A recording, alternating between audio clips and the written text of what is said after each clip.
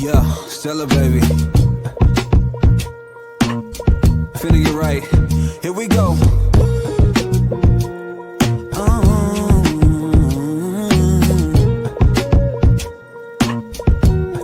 Yeah, listen. I ain't really tryna hold too much pride. Feeling like Michael, how I beat those odds. Yeah.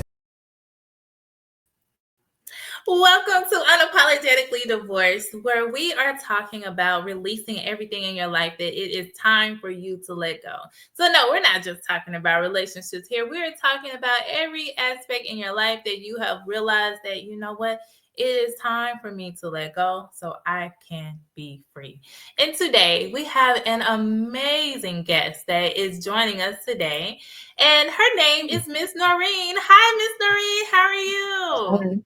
Hey, Brittany, how are you? Thank you for having me on your podcast.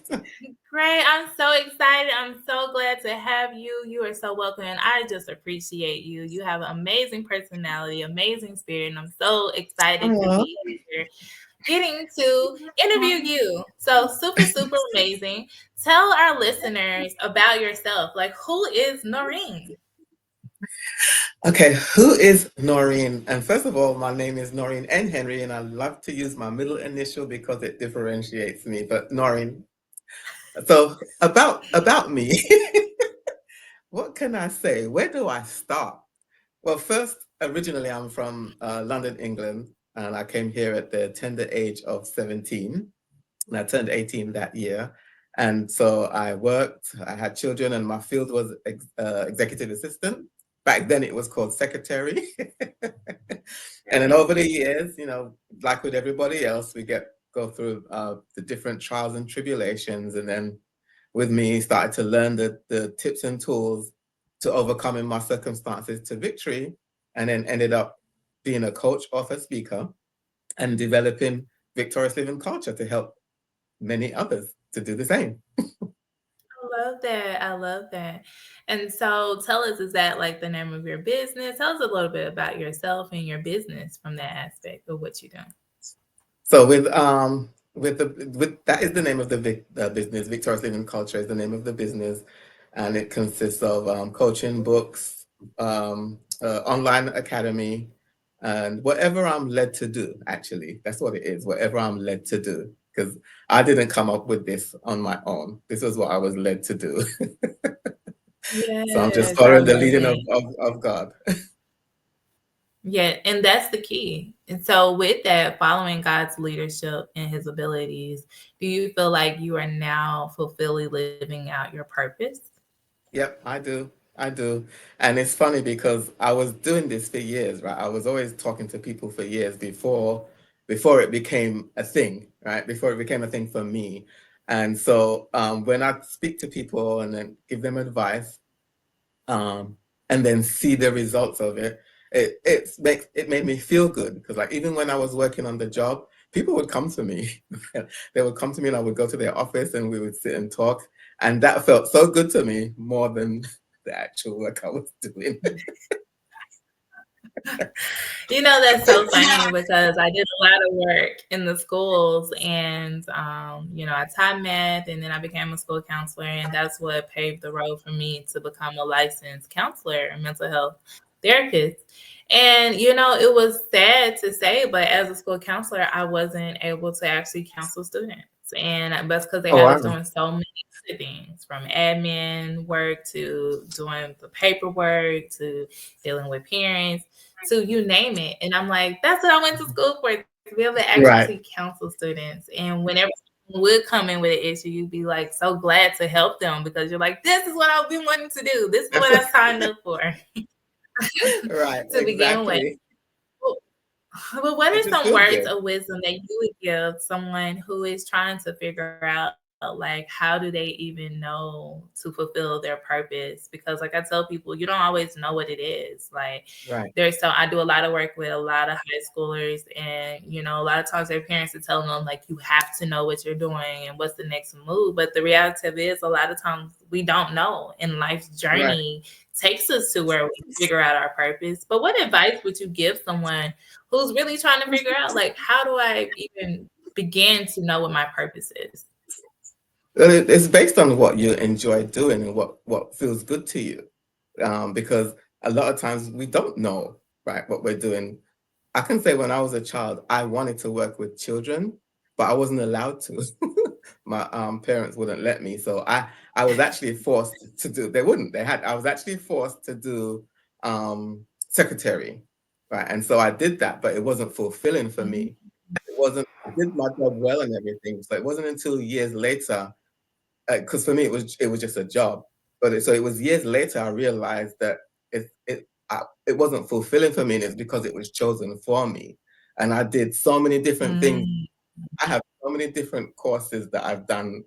Court reporting.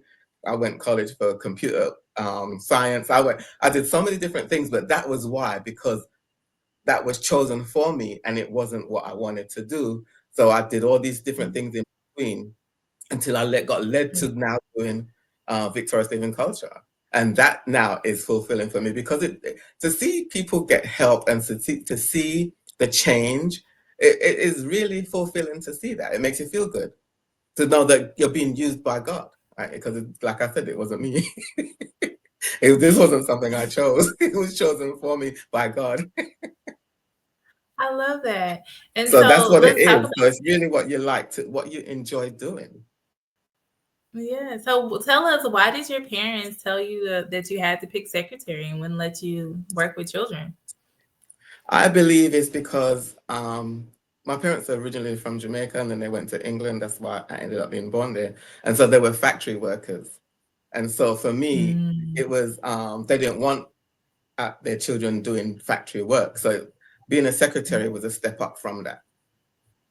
So they had big plans for you So they guys. had big Even plans. Right, though you're like, that's right. not what I want to do. That's not my It's not purpose. what I wanted to do, but it's part of my story. So now I use that as well to help others, because there was a lady, a friend of mine, that was telling me her daughter wanted to be a teacher, but she was telling her not to do that because the pay is not high. From my experience, I was able to tell her, no, let her do what she wants to do. That's what is fulfilling for her, because it will cause issues, right? Because if I was doing what I Right. wanted to do, I wouldn't have done all these other things trying to find what it is that I wanted to do, right? That's right. I have a binder like of certificates of the different things, Bible studies, different things that I've done. And that's why. It's my Right. story. And I think it's important to know that your purpose will open doors for you. And I think a lot of times people don't realize that is when you finally find your purpose, because there's a light bulb that goes out. Like I That's know right. for myself, like once I've gotten into the mental health field and stuff to start helping more and more people and doing these things, it's like, this is it. This is what my calling is for. And it Right. shows because a lot of my clients are like, I haven't had a therapist like you before. And that's because I know that this is not just a job for me. Because when we have to do a job, we're not showing up to want to just do a job. They used to have this phrase when they would spell it out, JOB, the acronym, and they'd be like, just over broke. And so if you're living with that mindset, that is not empowering. It's not It's inspiring. not. That's right. On the days That's that right. you don't want to go to work, like, no. And so I know we have some listeners today that are wondering, like, how do they get over that mental weight of trying to please their parents or please everybody with picking this career or doing the things that make their family happy, instead of branching off to say, no, I know I have a greater calling and I don't want to just fit into the box and do what everyone else is telling me Right. to do. What would you tell that person? Like, how do you get past that shame and that weight of feeling like you're letting people down? You just have to let them. You have to really focus on you and let them, and and pray that they get it, because um, it makes a huge difference to not do what we're called to do. And a lot of times, like with my Mm, parents, it's what they knew at that time, right? And right. and for me back then, because I just did what they told me to do. But like Right. to do it over now, it would be different, right? I would now know to say, no, this is, but sit them down, talk with them, this is not really what I want to do, and I feel that I'm led to do this. And you just have to do it. You just have to do it. And I mean, if they don't understand, I mean, what can you do? But you really need to do what it is that you're called to do, especially called by God. Yes. But it's challenging. It's challenging because I never spoke about it to my parents. I just did back then because this is years ago. So I just did what I was told to do, right? Because when we were in school, I think it was about age 13. You could get to choose the courses for whatever career that you wanted, right? And I chose the courses. I chose the childcare. Okay. But when my dad found out, he had me change it. He had me change it all to secretary. He was Back like, then, change it shorthand. immediately. And I just changed it, right? I didn't question it. I just changed it. But like now, because Yeah. I've gone through and the experiences I've dealt with because of not doing what I wanted to do, I know the difference in that. So when people are talking to me and they're saying that, like I said with my friend, I immediately said to her, no, let her do what she called to do because it's going to be fulfilling for her. And she won't go through all the things that I went through because it wasn't fulfilling for me. And I Right. don't blame And I anybody. think I that's don't like blame. Say that again? yeah. I know, and I think that's the hard part for parents to really let go because it's like, we know the struggles, we know what it's like out here working. And so it's like we want the best for our children, for them to be able to provide and do the things they need where they're not having to rely on us anymore. And so that is challenging where we're like, okay, well, we know these are the careers that will get you there. So let's do those Right. things. And this is what you're going to do. But it also has to be fulfilling because then we realize it doesn't matter how much money is made. The money That's is what right. that is, but it can only get us so far. And so, yes, that's an important factor, but it's not the end all be all. And we It's have not. to do Right. things where we feel that we are fulfilling our purpose. Right. And sometimes, like you were saying, you don't know, like 18, not everybody knows what they want to do. So some You children know? have to go through and do different things because my older son was like that. He went to school for one thing, then he changed and he changed until he found what it is that he wanted to do. So sometimes not all children know what it is. So we all have our own journey. That's how I said we That's all have right. our own journey. So that was his journey to do different things till he found what it was that he wanted to Mhm. do. Then my other child now knew right away what she wanted to do. So you have to allow them. I know Right. it's challenging, right? We have to do step back because they're not It's babies scary. It's anymore. like, But oh, so it's challenging. It's challenging, but it's worth it yes, in the it long is. run. It's worth it. And then you pray for them. You pray for them, right? That's So you right. cover them in The prayer. leadership, guidance, And we direction, don't wisdom, worry. discernment, all Exactly, of that. exactly, All of exactly. So tell us Right. about one setback that you have had in your life, or what would you say has been one of your greatest setbacks in your life that has propelled you to keep going, to just I keep could say, going okay, with your one of the things was business? I was in a relationship Because we where know as an entrepreneur, it gets hard. There are some days you're like, I don't want to do anything. So if that is you, where you're like, hey, cutting in and out. if that is you, where you're like, hey, I've been in this business, I've been doing it, I've been running, it's all right. So you're at the crossroads, you're trying to figure out what is it that you need to do, and you just don't know because now so much has happened in your life. What would you say has been, or can you tell our listeners, what has been one of your greatest setbacks that you have encountered in your life? And you realize like that would lead to Sorry, it was cutting in and out. You're saying one of my setbacks was when I went through in your life that you realize something good that propelled you and pushed you forward. All right. Can you share with us one of your setbacks that has happened in your life that you feel that was actually something good that has helped you and pushed you forward? yeah, I can say that one of my setbacks was when I went through a terrible divorce, right? And in that relationship, I ended up losing myself. Um, I was mentally abused and called different things, told different things, you know. And so when I ended up leaving that relationship, that was a turning point for me where I began my journey to get back to myself, back to my true self. And like I started with reading books. With one was Healing the Brokenhearted. I've got cassette tapes that was about uh, emotional healing, and that was my journey. That was the beginning of that journey to transform my life to better than it was back then. So that was a turning point for me, and it's just been going forward from then. And like one of the things is where God leading me to um, create victorious living culture. That's one of the things. If I had stayed in that, I wouldn't be where I am now. So that was a Mm, turning point. I know I wouldn't be. I know I wouldn't. yes. So, going through a terrible divorce that got you to where you are today. And so, with that, did you find that you had to mentally leave first, or what Yeah. helped you to leave? What helped me to leave was I just couldn't take it no more.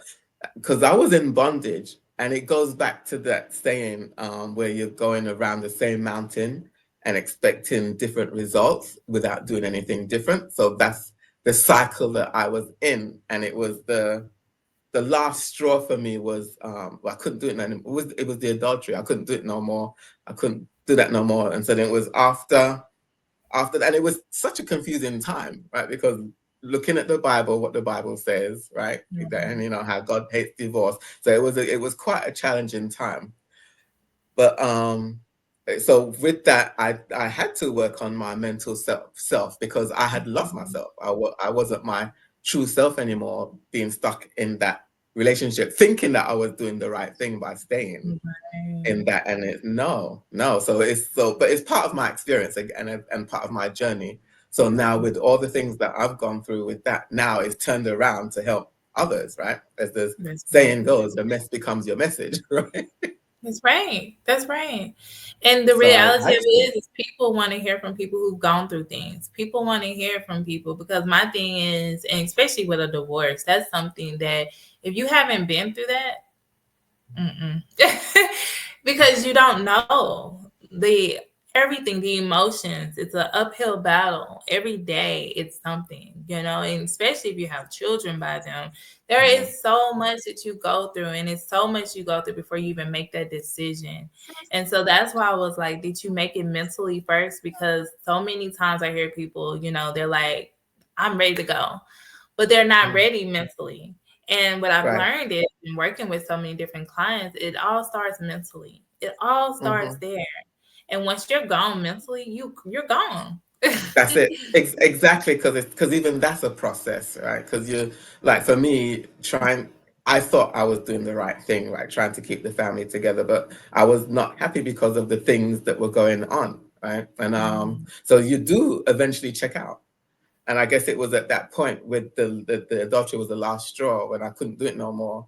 I was like, I cannot do right, this no more. And then so when I was out of that, that's when I realized how much bondage I was in. That's when I right, realized, like years, and even years later, still learning things that, wow, I was stuck in that, and I didn't know that I was stuck. Right. So right. that's why I know that, like my it was a journey, even though it wasn't nice. It was a journey for me, but like now, from my experiences, I'm now helping others um, Yeah. that are stuck, right, to become unstuck. Because it's not just relationships; it's anything.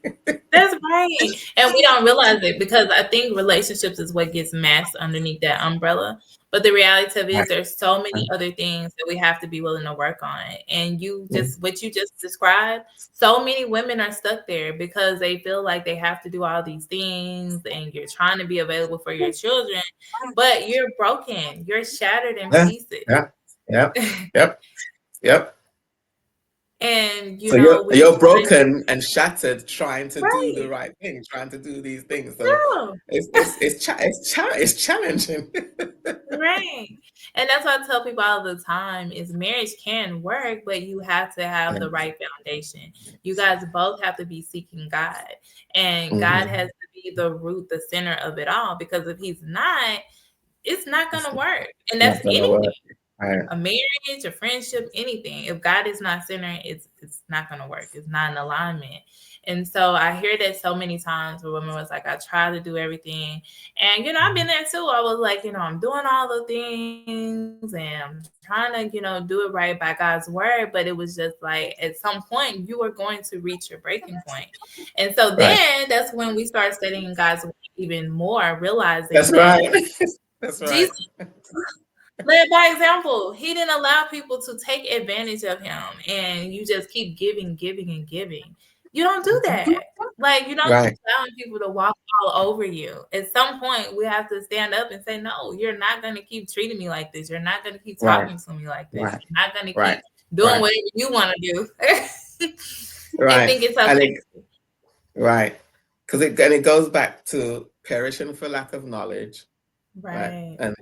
And not valuing ourselves. Because if we valued ourselves, we wouldn't deal with that to begin with. And also, because I talk about these things in my books, right? So Mhm. one of the things too, people say red flag, red flag. But if you don't know what the red flag is to begin with, you don't know or not to do that. So it came by experience, right? It came by experience. And okay, like if I That's meet right. somebody now and I hear them talking a certain way, not even gonna go there. You got to go. Not even gonna go there. I'm quite fine. Right. You're right. You're right. I'm glad you said that because, I hear so many different stories of people come to me. And you're right. Now, knowing what we know because what we've been through, nope, right off the bat, you're lying. You got, like, if you're lying about these little things, you're going to lie about big things. And therefore, I can't trust you, period. Right, But we right, are right. so giving and giving and giving. And what people Yeah, don't realize is that okay, I can still be kind to you and treat you right. I'm not going to be ugly to you, but you don't get right. the same access to me. Once you have done the No, things that you have done, your access is cut off. You got to right, go. right. Right. And for me, and I can tell you, it took a long time. It took a long time looking at things from God's perspective, and it took me a long time to really get what I was in. Right. But you know what? As I have known and learned by doing the work on myself and with my clients, is that it all roots back to our childhood. It could It have been does. looking for that Yeah. validation, or if you were used to being ignored, a lot of times I find those are the women who stay longer in relationships because they were used to having that role. And like a lot of times it's the older children, or sometimes it's the middle child. And so a lot of times they will stay committed in relationships because they were used to not having the attention, or they were used to doing everything until they realize, wait a minute, why am I doing all this though? Why am I? But that's a long time to It unlearn is. some of the Yeah. things that you have Yeah. learned. Yeah. And that's Yeah. why we have to teach people how to really treat us and love us, but we have to love on ourselves and take that That's time right. when you get That's out right. from underneath your family to work on yourself, to know like, okay, Yeah. what is it that I like? What do I want to do? Be able That's to it. pick out. Exactly. But then we get out and then, you think you're grown. Because like I said, everybody, you think you're grown at 18, 19, you're not. And then No. you realize like No. you done got connected with someone else who is not, they've had their own background and their things, and they haven't dealt with their own traumas. And here we Mhm. are putting Mhm. two dysfunctions in some That's cases. it. Dysfunction That's plus it. dysfunction Yeah. equals Yeah. dysfunction. You're gonna keep getting Yep. Yep. dysfunction. Yep. And I actually say that I was functioning in the dysfunction, right? Oh Because goodness. in it did not know it was dysfunction because Right. it goes back, like you said, it goes back to childhood, right? So it's what you're used to seeing, right? So growing up, people didn't divorce back then like that. They People didn't. didn't separate. So it was more rare back then. So that was part of it too, what you saw growing up, because we do become what we're around, right? And so That's right. and so in order to do different, we have to do something different. right? And That's for right. me, I remember I started reading books. I started to read self-help books, and this was before even coming out of the situation. And I Right. used to get laughed at. I used to get laughed at for doing that. Girl, we could share some stories about that. Yes. But it helps you because it's something about tapping in to the word and reading different books. It helps you get a different perspective on things. Like I'm Yeah. reading a book right now called Authentically Being You by Joyce Meyer. And she has Mhm. a chapter titled about control, how others want to try to Mhm. control you. And she talks Oh about my it's really gosh. Oh my gosh. they are really dealing with their own fear and their Mhm. own Yeah. ability to not be recognized and validated, that they are exerting this pressure on you and trying to make you feel some type of way. And so she shares her Yeah. story about how she was angry at the person who would try to control her, whether it was in a Hmm. job, in family, or a relationship or anything. And she talked about how the Lord told her one day was like, "You allowed it. You allowed Right. it. You mad Right. at them, but you Right. allowed them to do that to you." And I'm like, Right. Right. ah, Right. Right. Right. And again, so it always goes back to perishing for lack of knowledge. And that's why Mhm. one of the things I say is that we have to gain the right knowledge, because there is so much knowledge out there, but we have to gain the right knowledge. That's right. You're right, and that's the key, and that's how you can have the power to move on, understanding that you have a Mhm. voice, you have power. I will never forget going to my own counseling session when I was going through my own divorce, and I told her I felt like I was losing. I lost my voice, and she told me, she Mhm. said, "You didn't lose your voice. You just didn't use your voice." Mhm. All right, get me together. I said, here I am getting other people together, and then I need it, but it's okay. I will take that. And but she was right, and I needed to hear that. I didn't lose my voice. I wasn't using it. And we can come Mhm. up with a lot of reasons why we didn't use our voice or why we Mhm. didn't speak up Mhm. and why we didn't do these things. Mhm. But Mhm. as I've done the work, like I said with myself and clients, it all goes back to your childhood. If you didn't feel like Yeah. you had a voice then, you're gonna keep doing Mhm. those things Mhm. that same way until you work on yourself. Right. That's true. Mm, It's true, because I come from the generation where we couldn't speak. Right? Children that's right. You was better not. were one side and the adults were another side. So yeah, we didn't speak. My Right. childhood, I remember having so much fun just playing all the time. And your eyes better not look like you want to speak something that go against what they said, because it's gonna be a problem. Okay.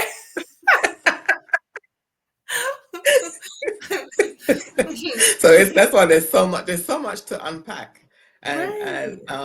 there is so much, like I have a book coming out. It's actually called Boldly Take Charge of Your Life, 10 Steps to Create the Life You Desire.